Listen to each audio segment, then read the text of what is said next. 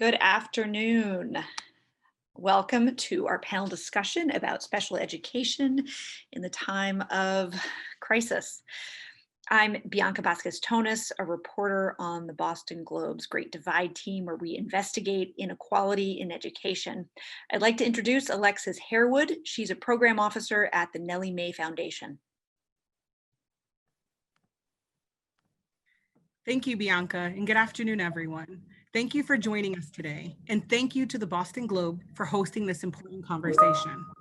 This year, we've all witnessed the profound and systemic inequities in our society during the dual pandemics of COVID-19 and systemic racism.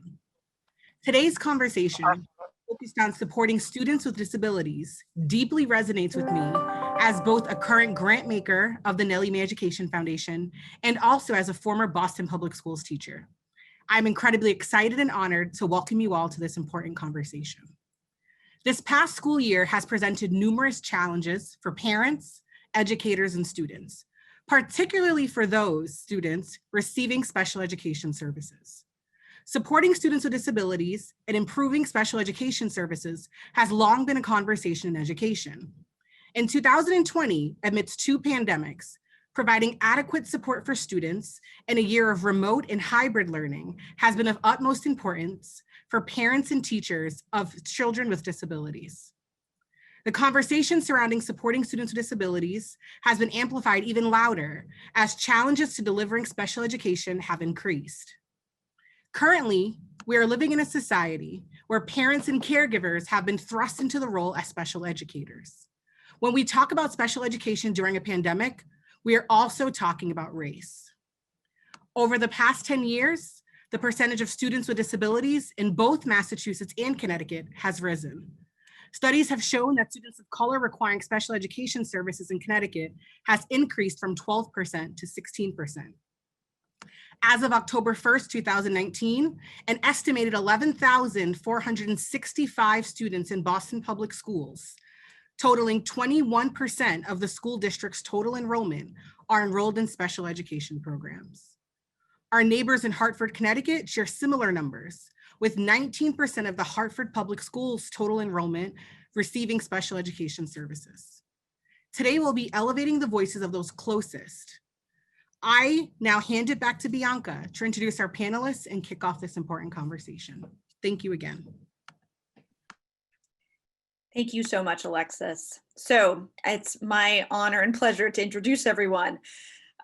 First, we have Leah Silvera, a 7th grader at the Elliott K-8 school in Boston. Leah is a ballerina, a Girl Scout, and she has dyslexia and ADHD.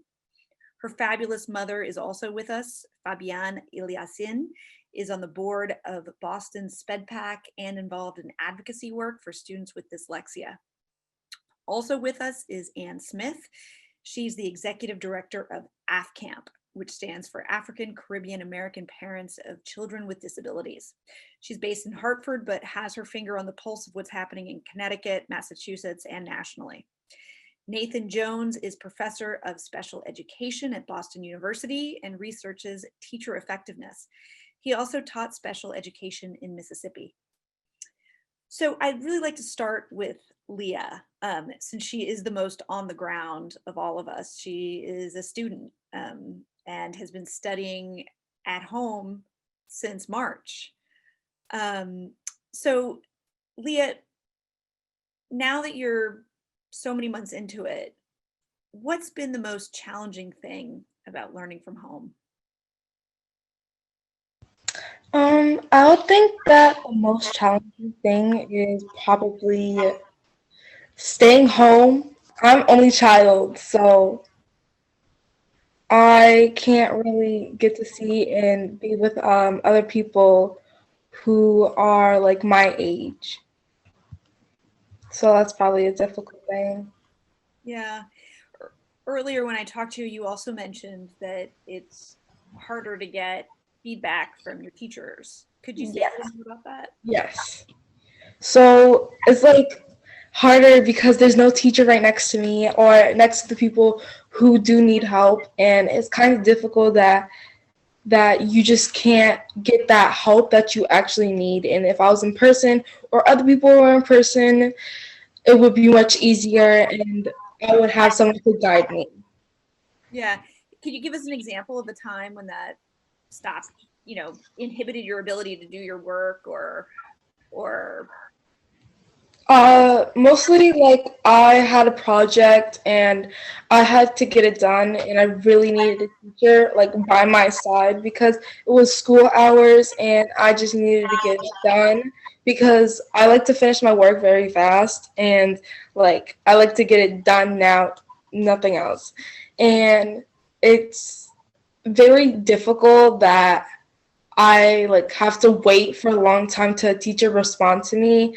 And if I just had a teacher right next to me that would just come up and help me, and it'll be much easier and just like it'll be like so like easy.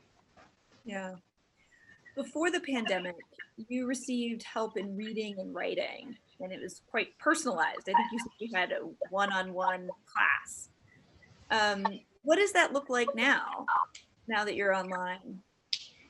Now I'm online is it's much easier.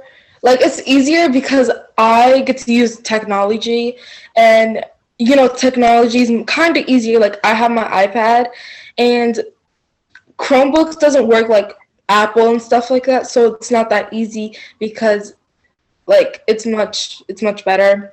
And like I there's a thing on Zoom and it's called Whiteboard and she projects it on like Zoom and I'm able to write down and write what she says. Write that. I write it on the whiteboard and it's much better. Like if we were in person I would use a whiteboard, like an actual real whiteboard, but I would really think that's kind of a little hard, but kind of better.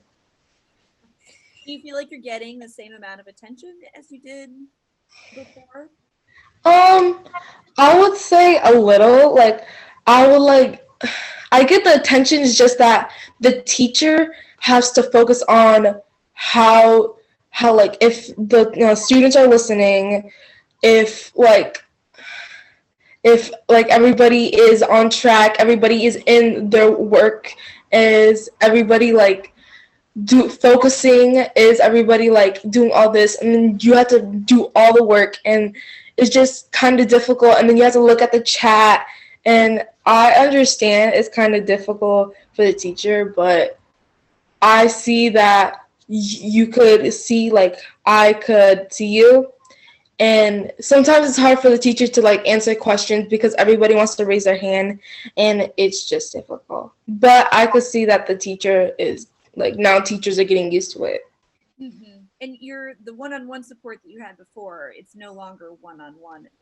Is that correct? No, I have it with another girl and we have like usually Wilson, you're supposed to do it like with the same level or like a little higher or a little lower. It's something like my teacher transitions, like some teachers transitioned and it's like way better. Sometimes it's better. Yeah, sometimes it's better if like it's like time consuming and it's like you like school ends at 3:15 and we only have like amount of time and 3:15 we have to go because it's just the same. Mm-hmm, mm-hmm. Thanks for answering all those questions. I'm going to ask your mom a couple of questions now. Fabienne, I know you've been watching your daughter's classes pretty closely. You've had the luxury to see a lot of it yourself. For you, what's been the most, I guess, challenging part of it? Well, let me ask that a different way. How would you describe how her learning and access to these services compares to last year or before the pandemic? Before the pandemic, I was aware of the situation of her classes. I was mostly follow up with the teachers like by email and things like that. So when the pandemic happened, I now I attend classes so I can listening and then and see the work that they are doing, and also trying to um, make sure that she understands the work. Or sometimes she will be in the class said, I understand. And then when it's time to do the homework or work she didn't finish, um, she's stuck. So I'm just like, okay, you're not comprehended. Like, you're not really getting what the teachers are saying in the classroom. Why you're not raising your hands? Why you're not asking questions? So I'm pushing her to say, okay, raise your hands, ask questions. If it's something's not clear, ask them again. So in the beginning, like in the pandemic, kind of opened my eyes in a way to see, okay, what other kids are doing in the classroom.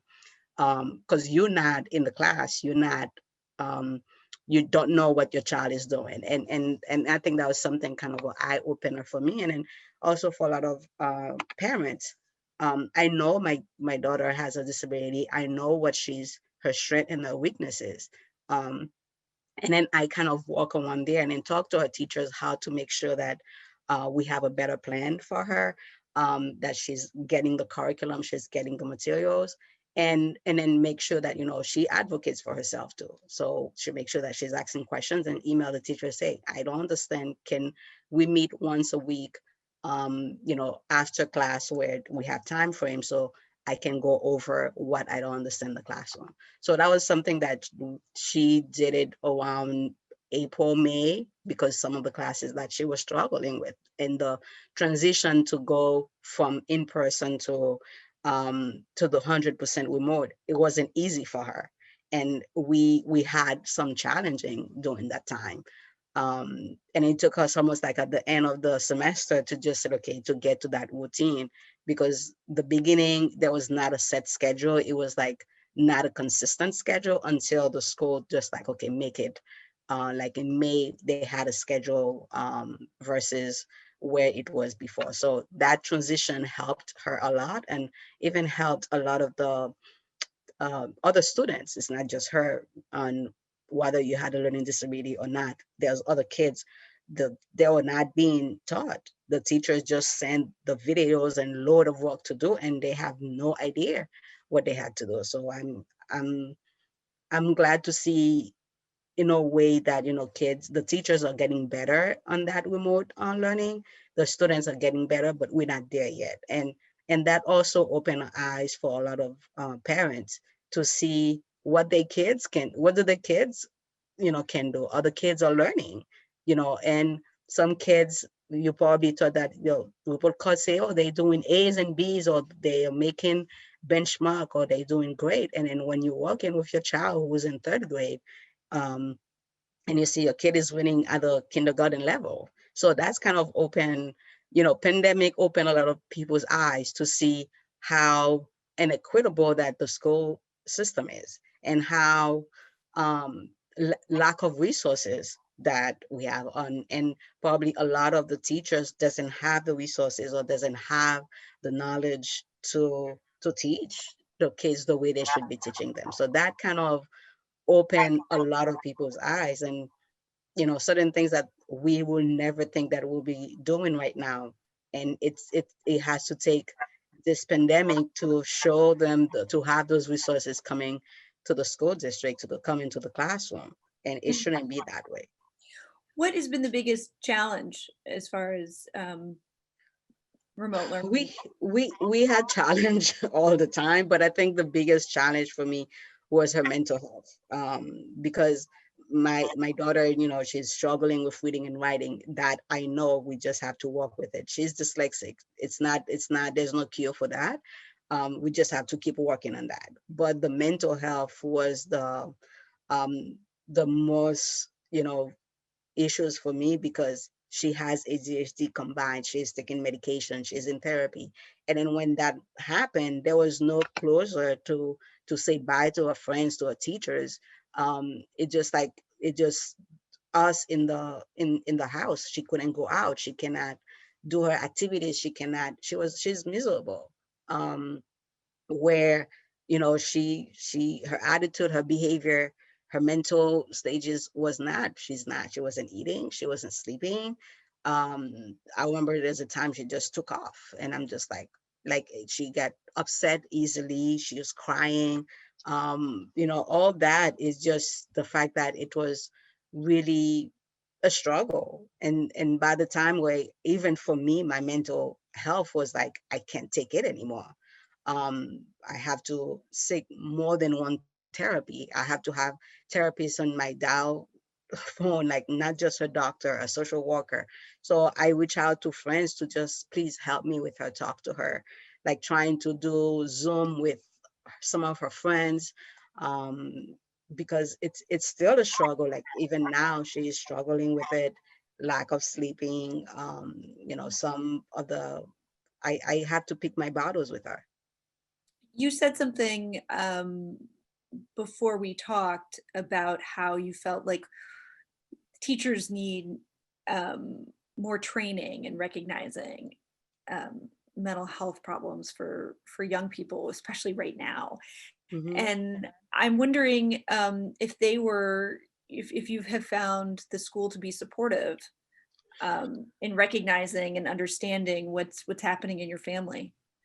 I'm very blessed and very grateful that Leah's teachers are understanding her needs and understanding how she operates and understanding how she is, because some days, whether she takes her meds or not, and because of her mood, because she can be upset for something, nothing, she can be upset. So I will text her teachers, or send an email, said, just a heads up, we had a fall last night, or she didn't get enough sleep last night, or she wake up, or whatever the situation is. I give the teachers a heads up, and they will know, if she's off in the classroom or she's shut down. They inform me she's shut down, she didn't want to put her cameras on, or she's not participating, but she didn't finish her work, she just log off the classroom. So we have a really a great communications, and I think that's what I will give advice to other parents out there. Have a good relationship with the teachers, whether they will listen or not. Bring somebody else that you find that the child is feel comfortable to talk to, because that something might be bothering them. They don't want to tell the parents, but they can tell, a teacher said, what happened. Especially now, they are shutting down. They don't feel comfortable. They don't want to see themselves in the Zoom. They feel like, this is not normal. They want that humankind way of people around them, that they can not even not touching, but they can see like eye contact on that, where they feel sheltered, they feel comfortable. But or having opened that conversation with the teachers. And if one teacher is not listening or not, find somebody else. Because I've been in places, it was not a teacher who was the niche for her. It was a social worker, or some places it was the lunch person who was, who can help her. So whichever person that she's always talking about, oh, Miss So and so, and you know, Miss Mary helped me, or whenever I fell down, I go to Miss Mary. She gave me a piece of candy, or she listens to me. So find that person, and then have that said, oh, whenever you feel comfortable, if Miss Mary is available, talk to Miss Mary. But I know that she has few of the teachers that she can feel comfortable, said, I don't feel good today. Is it okay if I leave early? So I kind of open that conversation with them. And if she doesn't feel good and I see that she's not gonna engage, I email the teacher. I said, we're not gonna be able to make it. Um, she doesn't feel good, because I rather her feel comfortable and mental stage is okay than just being in a class where it's gonna get worse for her. Yeah, unfortunately, as we know, this this this is happening to a lot of families, right? This is happening to a lot of young people right now. I want to bring Ann Smith into the conversation because she, is helping a lot of parents cope right now. And her organization is in contact with many folks in Connecticut and elsewhere. And I'm sure you've heard stories about mental health suffering right now. I'm wondering what, in your conversations, what's rising to the level of the most serious challenge at this moment that your families and their students are facing? So thank you for that opportunity. I would have to say that much of what Fabian and Leah have expressed are the same kinds of reports that we are hearing from the families that we work with. We are primarily working with families in the greater Hartford, Connecticut area and surrounding towns. And as we are one of the community parent resource centers that is funded by the Office of Special Education Programs at the U.S. Department of Education, but also we're a partner in our statewide family engagement center. And there are a couple of things that really stood out in some of the comments that we just heard. And Fabian is to be commended because one of the things that she has been very effective at is in reaching out to the school and advocating for the needs of her daughter. And this is something that as parent centers, we try to encourage and help parents to be feeling comfortable to do. And it is important, especially important, this time that we're in right now, because the young people are struggling. They have been separated from peer supports, from their friends, from those settings in which they feel comfortable. And so listening to the recounting of some of the behaviors and challenges that we're hearing the same thing. And as part of a network of parent centers, we're in Connecticut. We have also a statewide parent center. I've reached out to them, and I know that they're hearing the same things. They're like, we talk, but it isn't limited to any one state or any one district. And so it's nationwide. We're part of a network of over 100 parent centers. I have spoken with my colleagues. We meet regularly, but I've spoken with them just in anticipation of this opportunity to come before you today. And it's like we're all hearing the same thing. Families are struggling. Our youth are experiencing more and more mental health and emotional symptoms. The isolation, the separation from their social supports, loss of sleep, change in sleep patterns and eating patterns. When we take a look at those things, we know that that level of anxiety and depression has to be dealt with. And when we are looking at remote learning scenarios where even the contact with the limited amount of mental health professionals who are in schools is now no longer readily available. One of the things that we have to make sure that policymakers are thinking about, even as they are addressing the immediate needs, thinking about what has to be done in the near term. But what we really have to be making sure we do not leave out is for the long term, how are we going to make sure that when our students return to schools, we have those mental health, behavioral health, and social support systems in place.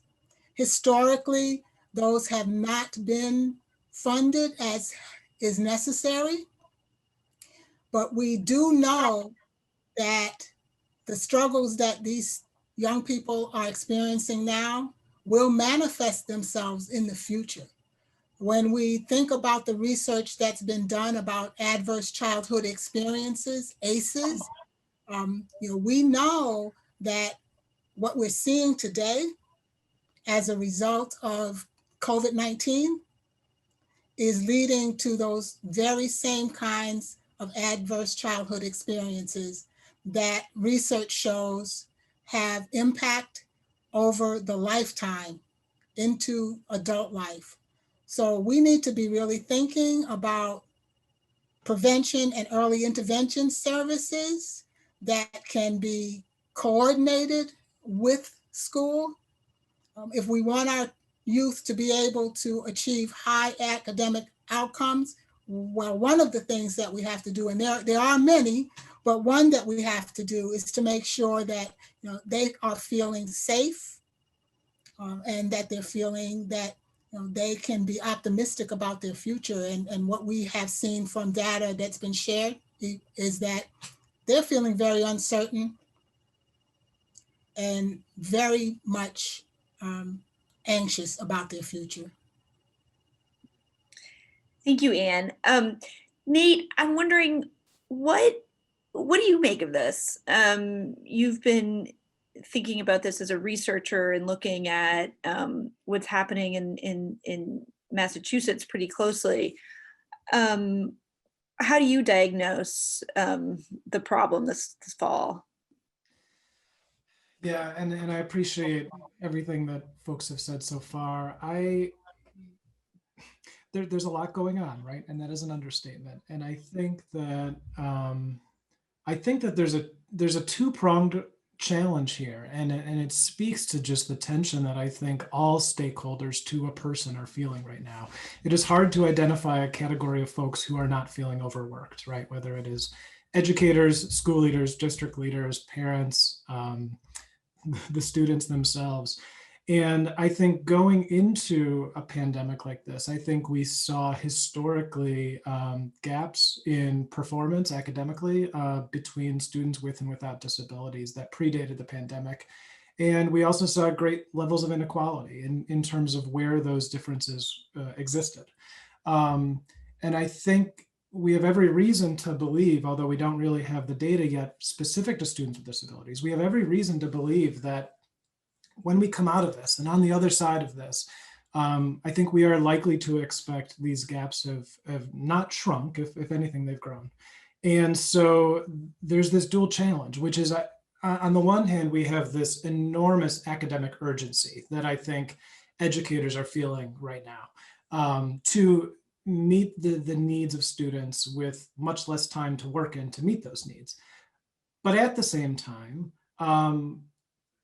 educators need to attend to the very real mental health issues and socio-emotional issues that students are bringing with them to the classroom. And so to be asked to do more academically and do more to meet the needs of students, it is a tall order. And it's an order that I think everybody across the system is feeling in a very real way. I should also say, I think another piece of the issue here as we look at how this has unfolded over the last several months. So, the pandemic was dropped on us in the spring, and I think we saw a lot of noble efforts to pivot very quickly to remote instruction. And I think so I think as we looked to this fall and thought, okay, well, districts are likely going to have time to put in place plans to educate students this fall.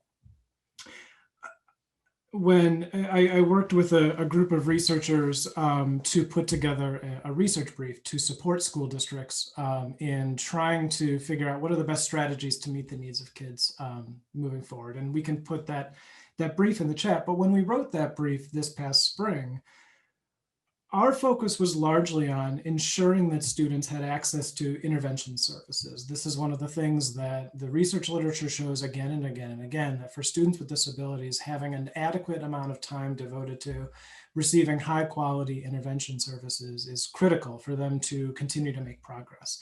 And I think we had really strong concerns that schools would have the capacity to implement adequate interventions this fall. And then I think what we saw is that over the course of the summer, so much of the conversation was focused on how do we open schools safely? How do we physically move people's bodies to and from school or provide instruction remotely? And I think what we're seeing in schools now this fall, and I think it's going to continue into the spring, is that I don't think in many cases schools have had the capacity to answer these really serious questions around teaching and learning and ensuring that kids are having high quality learning experiences in classrooms over the course of this year.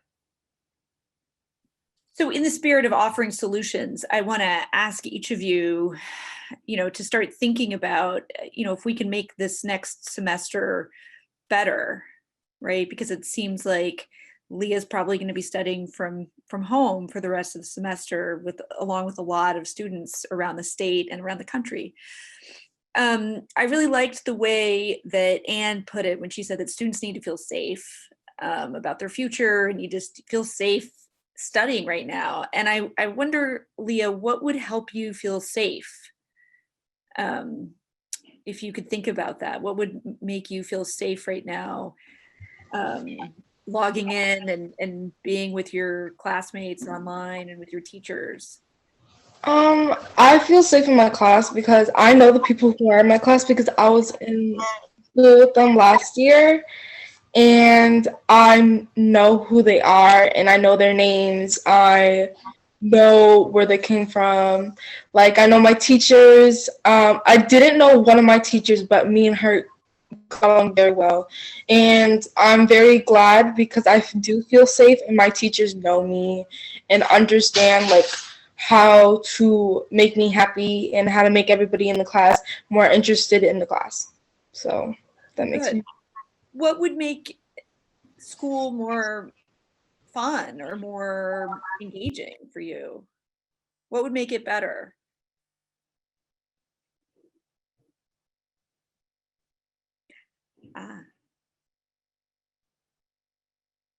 I can't hear you anymore. I'm sorry. I think you've muted. Oh, sorry. I would probably think that what would make like school better is the computers, like Google Chrome. Oh, I can't hear you anymore.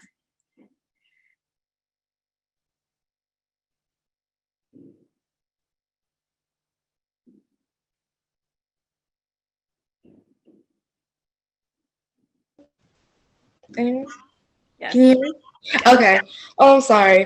That was my internet. See, like that's what happens. Like, you freeze up and stuff like that. It's the computer too, and like your signaling. That's like what the school needs to like help out. Like, oh, there's some people that don't have internet and they're not able to get in their classrooms, and they're gonna be like, oh, they're missing out class. Oh, we need to talk to these people. Yeah, the parents are having a difficult time probably paying for the bills and trying to make sure all the kids are like getting an education, trying to do all this work. And two, we're in a pandemic. Some parents are not working, and like it's kind of difficult for parents who are not working to pay the bills, pay for the house bills, pay for the water bills, pay for the electric bills, pay for the gas bills.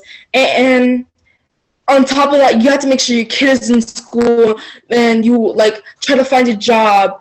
And it's difficult because like schools should help out the people, like contact the people who don't have internet.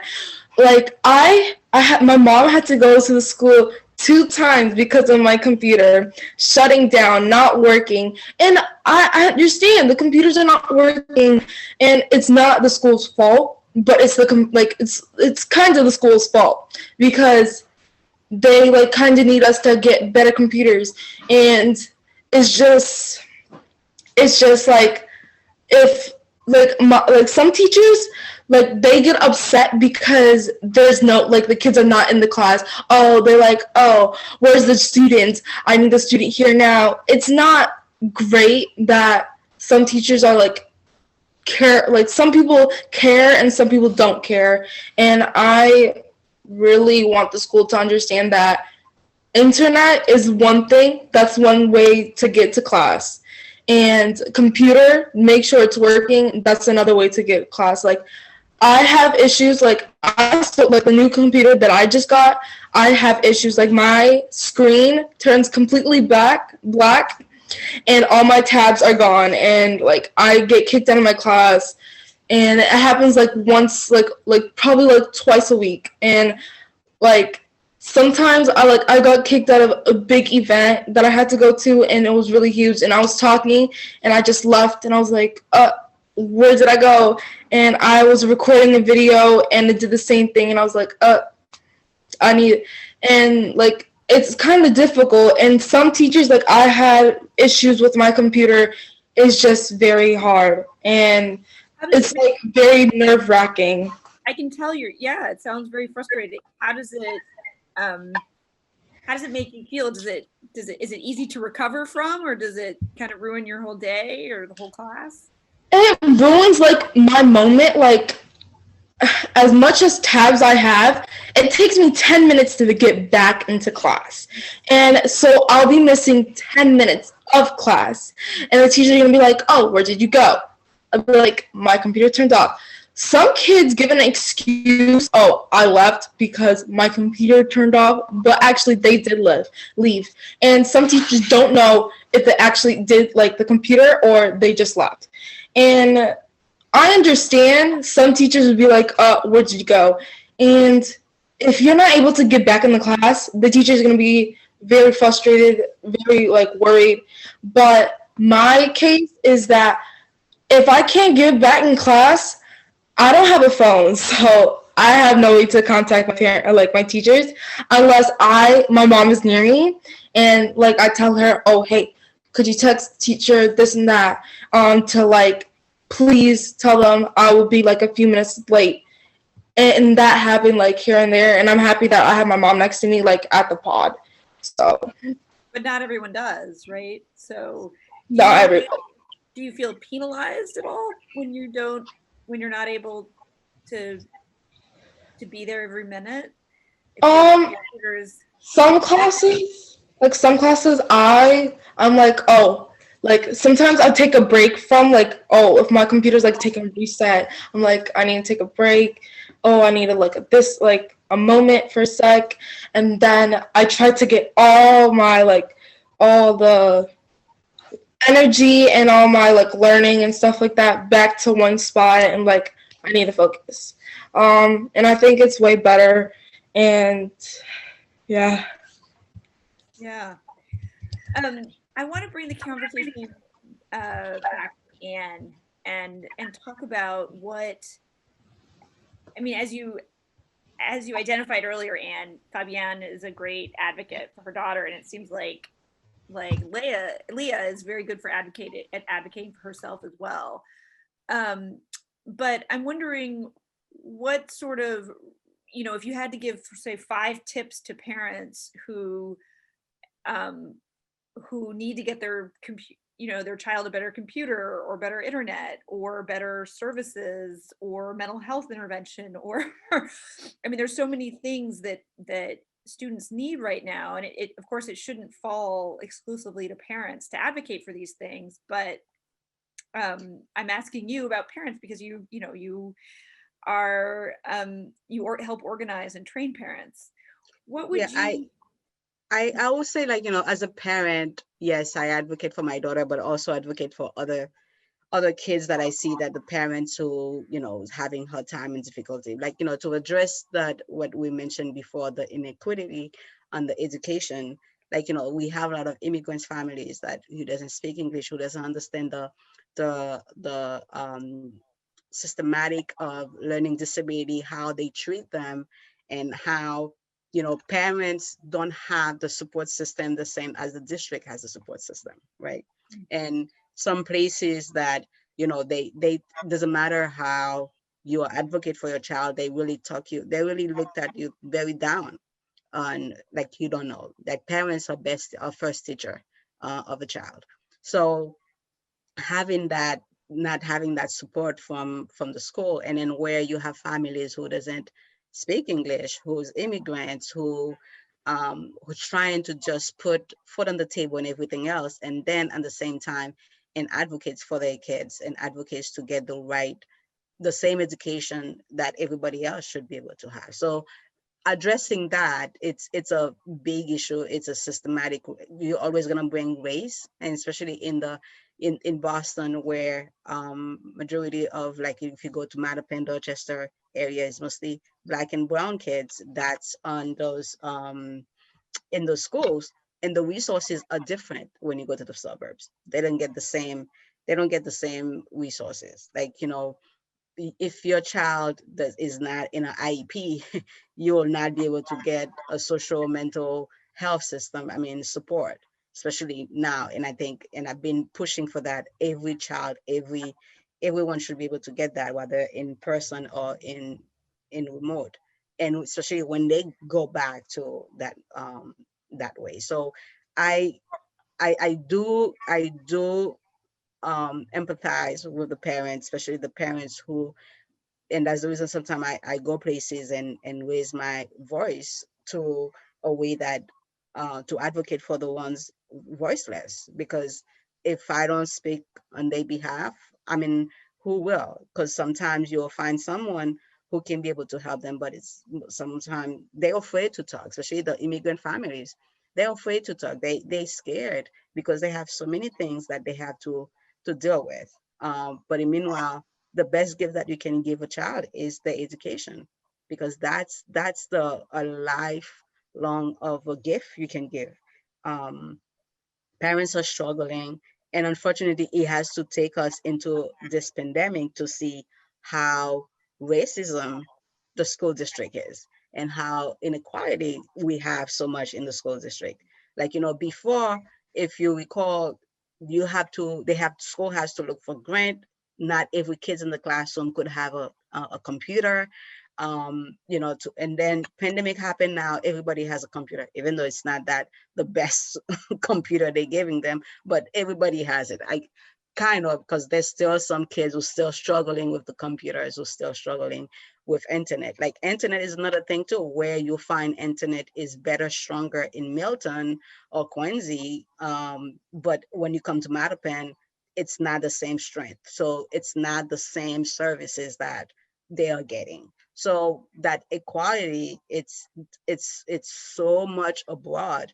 It's not just in the classroom, it's also outside of the classroom, where it should be able to cater the child, because we're not serving the child about their reading, their writing, their math, and their social and mental health. But if the child cannot eat at home, how can you be able to support them, academy? Because you cannot teach a kid who's hungry and to teach them to be in the remote or in person for a couple of hours to learn.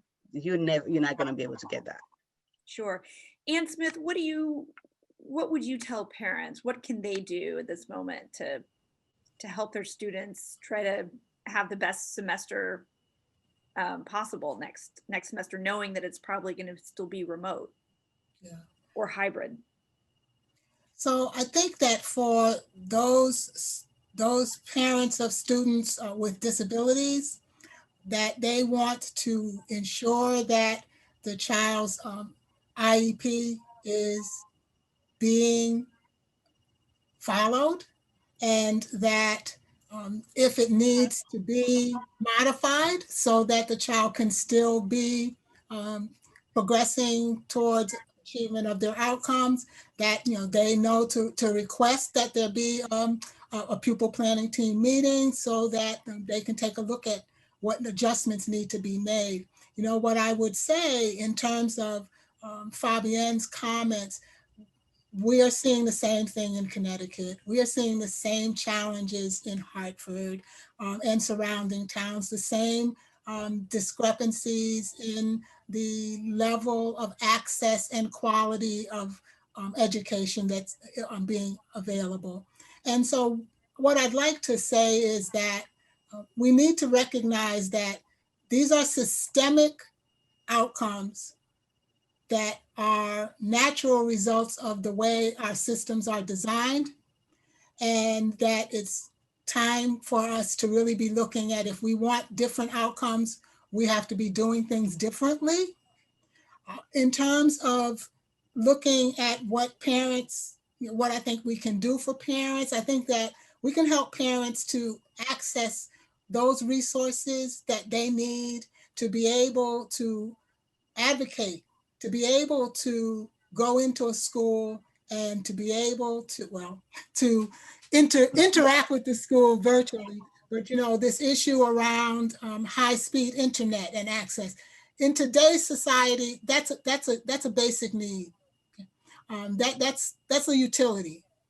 And I look at the title of our program today, which is The Great Divide, and what comes to mind to me is that there should not be a surprise to anyone that we're experiencing inequity in access to remote learning, because we've been talking about this divide in technology for a couple of decades at least.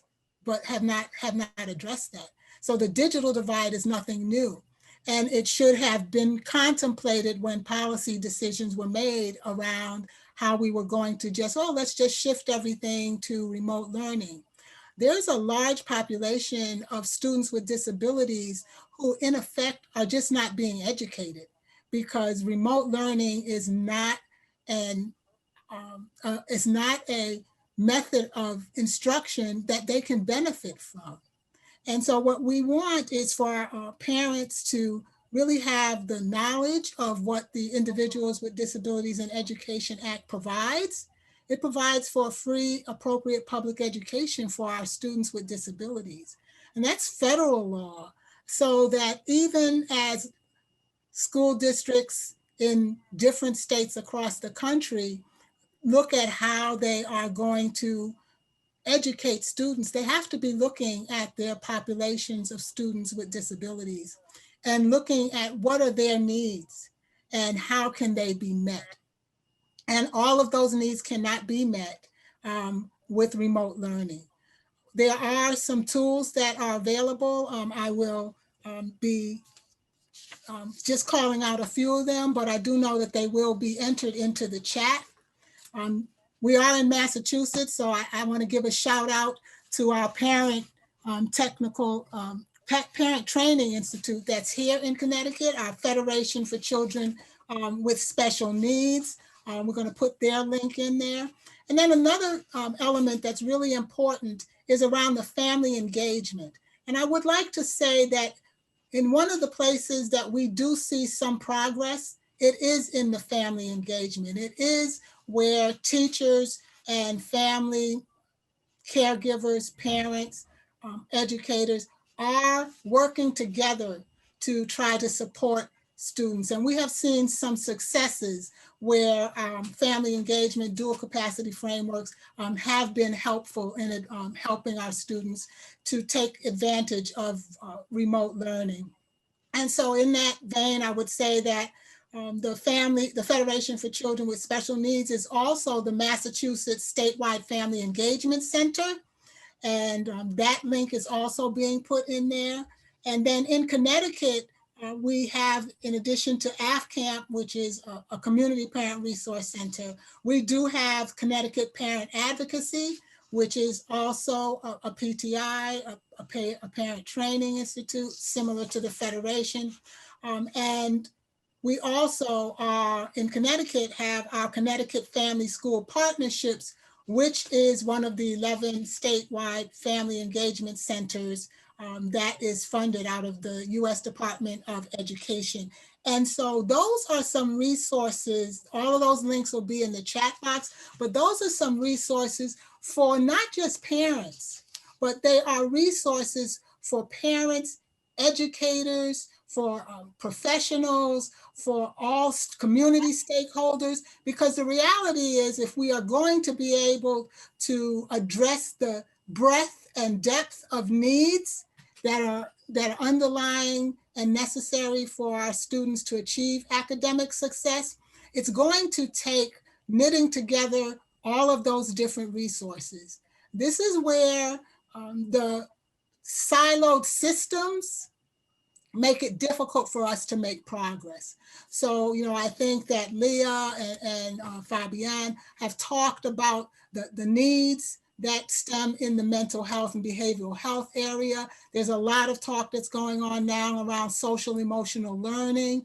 The questions are, how can we get, there's some work actually that is going on that's pretty exciting about how we can get community mental health centers more involved supporting schools, federally qualified health centers, those entities that are in the community, they have those services, but how can they work with the school systems, get into the school systems, have partnerships? One thing that we are seeing that is rather troubling is that we are seeing a rise in youth suicides. And we are seeing that across different groups, but a main concern for our organization and folks that I am working with is around the rise that we're seeing in suicides among young Black young Black males and young Black females. And so, you think about how there are chronic stressors, there are adverse impacts from living in poverty and from living under the constant strain of racial inequity. And so it's been taking a toll, but the toll that it's taking now is being highlighted and exacerbated.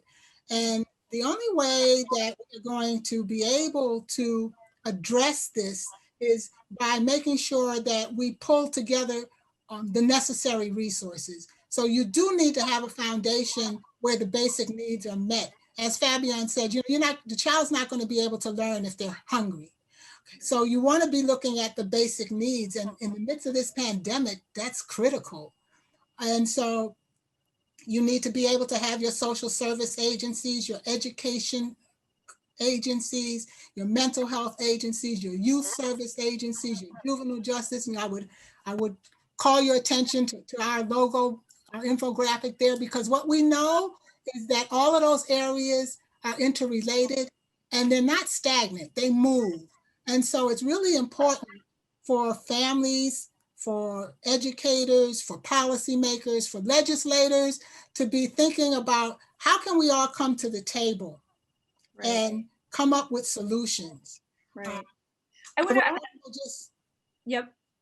Just encourage that, there are some other tools that are out there, because the community is a strong partner as well. And the school does not exist in a vacuum. And so to the extent that we can pull those natural supports that are in the communities, that stakeholders have, folks with their boots on the ground, we have to have everyone at the table to tackle this problem. Yeah, that I think that's certainly true.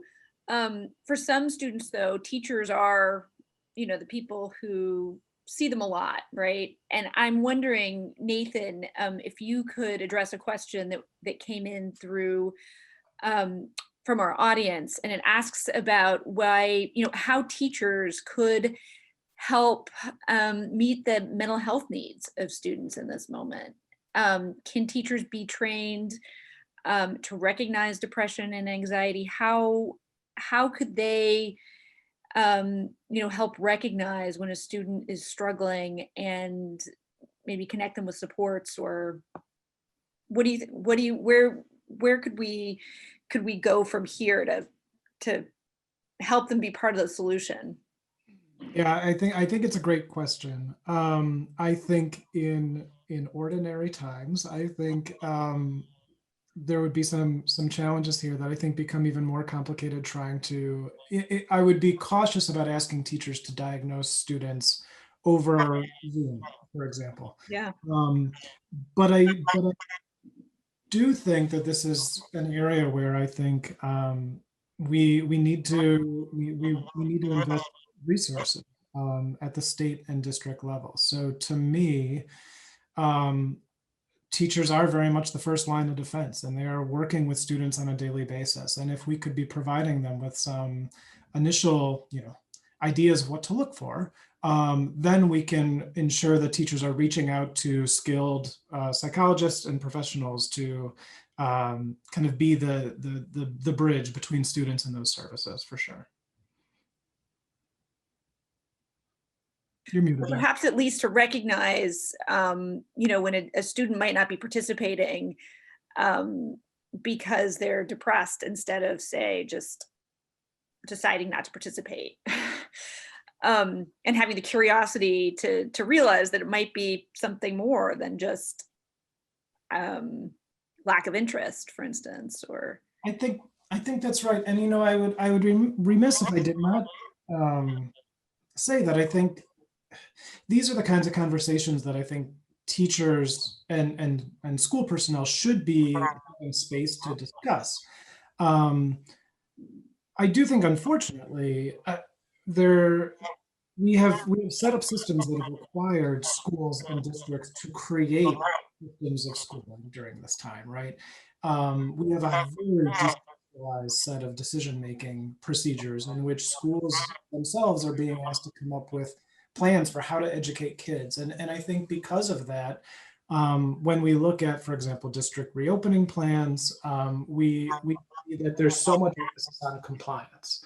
And I think we need to ask questions moving forward into the spring and into next year around how can we ensure that educators have the capacity and time to focus on these really critical questions, not simply how do we set up structures of school, but how can we ensure that kids have access to high quality learning experiences, one, and that two, educators can share resources for supporting students too. Unfortunately, our time is running out. You've all given us a lot to think about. We didn't even have the chance to talk about how to compensate for what's been lost, even though we haven't even started to add up what's been lost yet. But how to compensate for that, in the future. If one of you wants to put their hand up and say what they think should happen this summer, I see you, Fabienne, you were first. What do you think should happen? I there's so much, it's need. I mean, I was just looking at the questions and what our parents are putting in there, like about the kids, especially special need IEP. I think, if the kids are not making progress, don't wait until the evaluation. Just call the team right away, because the IEP is a contract. It's like, you have a contract with somebody. If it's not being met, don't wait until that. Bring the team together. Like, this is not working. How we can make sure that, we getting the right education and the right services for the child. Even though now we find a lot of kids who's regress and are not learning or not getting the curriculums. Don't wait until it's June time that is said, okay, they're going to move them to the next grade. And then, the kids didn't learn anything. So you're not doing any good. And that's where the inequality of the education, it's going to continue. We're not helping them at all. So even in the summertime, if your kid is an IEP or he has an IEP, push to get that support in for the summer, because they lost so much and for the spring, and then we have over 1,000 kids in Massachusetts didn't even logged in at once. And I'm still trying to dig out to see, we still have about 86% of kids who's reported login and who logged in for the fall semester, but that doesn't mean they're participating. I can just log in and don't do any work.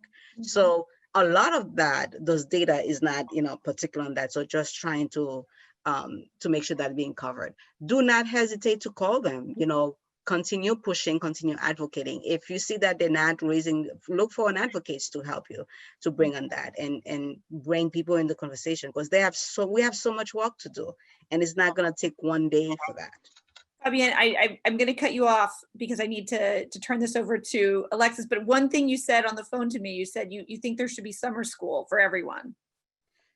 I think so. I think everybody should be going to summer school, because remotely we lost so much. 2 weeks before the school supposed to started, we didn't start, right? So we lost a lot, and things happen. And I have families who lost kids, who lost parents because of COVID. During that time, they're not going to go to classes. So that's lost. Once you lost like 4 weeks, 6 weeks, that's a lot. So they should definitely, whether they take it or not, I think there were benefits on that for the summer, whether hybrid in person or both. Yes, definitely. Poor Leah was shaking her head no, but she doesn't have a choice. Yeah. She's gone. Yes. All right. Thank you so much for speaking so openly and bravely and authentically with us, all of you, especially you, Leah and Fabienne, Thank you, opening yourselves to share with us. I think a lot of people benefit from hearing about people's firsthand experiences. Alexis, I'm going to turn it back over to you. Thank you so much. So thank you, Fabienne, Leah, Ann, and Nathan, for sharing your stories, your insights, and your resources with us all today. I was reminded during this conversation that part of the joy in education is connecting with students, right? And how much more difficult it has become with remote and hybrid learning for students with disabilities to find that person, as Fabian has eloquently put it, which makes family and school engagement even more important and critical in this virtual and hybrid model, which led me to think about increased communication with educators and the importance of educators seeing parents and community members as strong partners in this work. There was a lack of resources for educators and for parents before this pandemic or in these pandemics, and the lack of resources continues even in this remote and hybrid context. And you know, you reminded us that these inequities are products of design, right? They didn't just happen, they were designed that way. So if they can also be redesigned, and that's totally up to us to continue to advocate for policy changes at both the state and federal level.